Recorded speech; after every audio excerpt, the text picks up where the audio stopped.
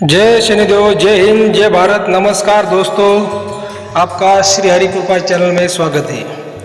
आज का हमारा विषय है गुप्त धन का राज पार्ट 2। इसके बारे में आज हम चर्चा करने वाले, विश्लेषण करने वाले हैं।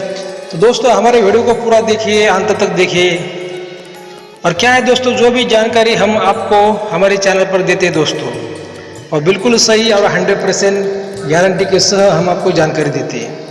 इसमें कोई भी फ्रॉड या कोई भी झूठ जानकारी नहीं है, ठीक है। क्या है कि दोस्तों, जो गुप्त धन का राज पार्ट 2 है दोस्तों, ये इसमें मैं आपको एक कहानी के रूप में मैं आज आपको बताने वाला हूँ। ये कहानी दोस्तों सच्ची है, सच्ची घटना है, लेकिन इसका कोई भी सबूत आज मेरे पास नहीं है। क्योंकि दोस्तों ये जो कहानी है वो कम से कम 70-80 साल पुरानी ये कहानी है। क्या जो मेरे गुरु थे, जो मेरे गुरु है, मेरे गुरु ने मुझे कहानी बताई थी। क्या मेरे गुरु ने मुझे बताया था कि गुप्त धन के पीछे जो लोग भागते हैं, जिनका अपने कर्म पर भरोसा होता है, जिनका अपनी ताकत पर भरोसा होता है, और जो लोग गुप्त धन के पीछे भागते, जिनको ऐसा लगता है कि गुप्त धन के पीछे भागने से गुप्त धन मिलता है, खजाना मिलता है, अपने ताकत के दम पर खजाना मिलता है, ऐसे जो लोग हैं क्या, तो उनके लिए हमारा दोस्तों आज का एक वीडियो है, ठीक है। तो क्या गुप्त कर्म से गुप्त धन की प्राप्ति होती है क्या, इस कहानी से आज हम समझने वाले, ठीक है। तो जो हमारे गुरु थे, ठीक है, हमारे गुरु थे दोस्तों, तो उन्होंने मुझे बताया था कि उनके पास 2 लोग आते थे, ठीक है। 2 आदमी हमेशा उनके पास आते थे, और दोनों भी दोस्त थे। जो 2 आदमी उनके पास आते थे वो दोनों भी दोस्त थे, और एक दोस्त का भगवान पर भरोसा था और एक दोस्त का अपने कर्म पर भरोसा था, ठीक है। लेकिन उनके दोनों के भी दिलों में धन की पाने की इच्छा थी, धन के प्रति उनके मन में लालच ये बहुत बड़ी थी। वो हमेशा कहीं भी जाते थे, धन को ढूंढते थे, खजाने को ढूंढते थे। कोई भी तांत्रिक हो, कोई भी महाराज हो, उसके पास जाते थे, उसको लेकर जाते थे। यहाँ धन है, वहाँ धन है, यहाँ पर गाटा खोदो, वहाँ पर गाटा खोदो, ये करो, वो करो। वो हमेशा कोशिश वो करते थे। जो दोस्त थे, दोनों दोस्त, वो हमेशा धन के पीछे भागते थे और हमेशा धन को पाने की वो कोशिश करते थे। क्या एक दिन उन्होंने मेरे गुरुजी से प्रश्न पूछा कि गुरुजी, हम इतना धन के पीछे भागते, इतना हम खजाने के पीछे भागते हैं, इतना हम तांत्रिक के पास गए, बहुत से महाराजों के पास गए, फिर भी आज तक हमें धन नहीं मिला। क्या बड़े बड़े विद्वान, बड़े बड़े तांत्रिक मांत्रिकों के साथ भी हम रहे, लेकिन हमें धन नहीं मिला। ऐसा क्यों हुआ? आप तो बहुत बड़े गुरुजी, आप बहुत बड़े ज्ञानी हैं। क्या तो हमें आप आज सच्ची बात बताइए कि ऐसा हमें धन क्यों नहीं मिल रहा? हम धन के पीछे भाग रहे, लेकिन हमें धन क्यों नहीं मिल रहा? तो गुरुजी ने जो जिसका भगवान पर दोनों दोस्त थे, एक दोस्त का भगवान पर भरोसा नहीं था, ठीक है, उसका अपने कर्म पर भरोसा था, तो उसका पहले हाथ देखा गुरुजी ने। और उसका हाथ देखा तो फिर उसको गुरुजी ने कहा कि भाई, तेरे नसीब में तो जीते जी तेरे को कोई खजाना तो नहीं मिल सकता। क्या जीते जी तेरे को खजाना तो नहीं मिल सकता, लेकिन तेरे को मरने के बाद तेरे को खजाना का तो मालिक बन जाएगा। तो वो हंसने लगा, गुरुजी को देखकर वो हंसने लगा, बोला कि जीते जी मुझे खजाना नहीं मिल सकता, और मरने के बाद मैं खजाने का मालिक कैसे बन सकता हूँ? क्या तो हंसा और साइड में हो गया।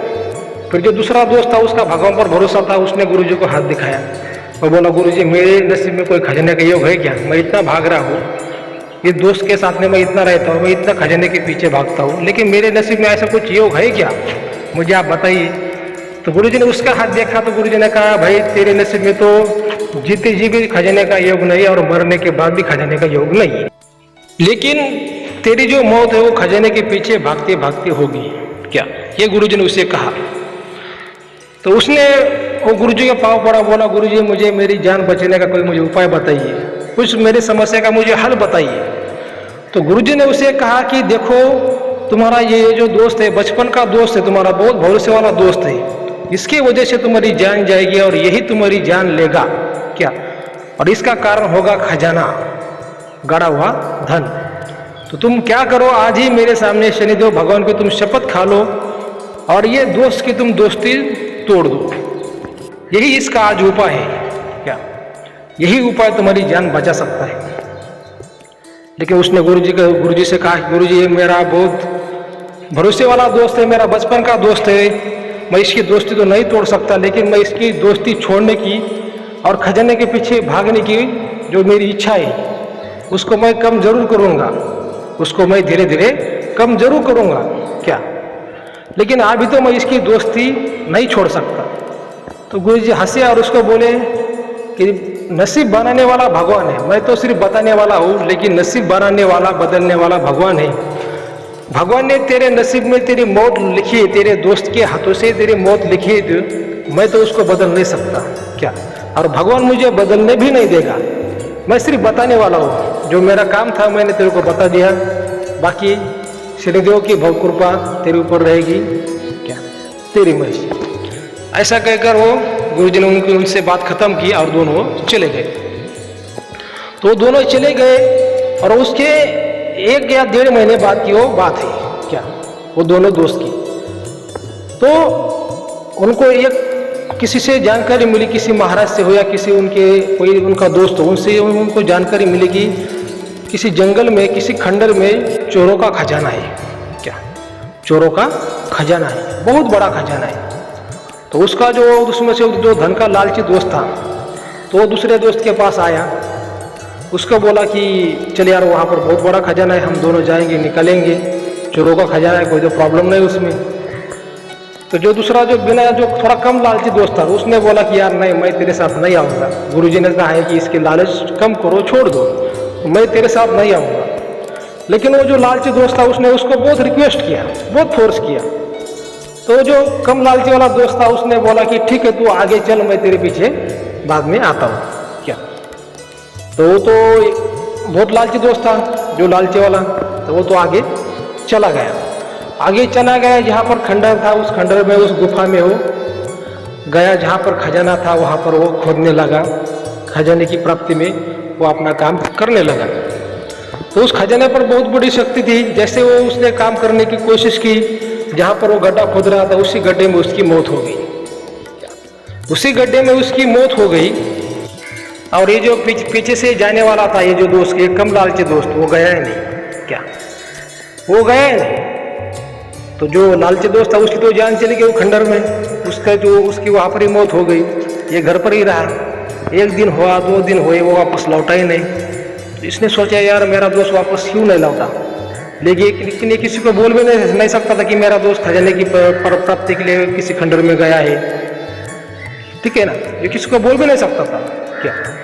लेकिन इसने उसको कुछ ढूंढने की कोशिश की, लेकिन इसकी हिम्मत नहीं हो रही थी कि वहाँ पर जाने की। ये आधे रास्ते से उसको ढूंढने के लिए गया, लेकिन आधे रास्ते से वापस फिर से लौट आया।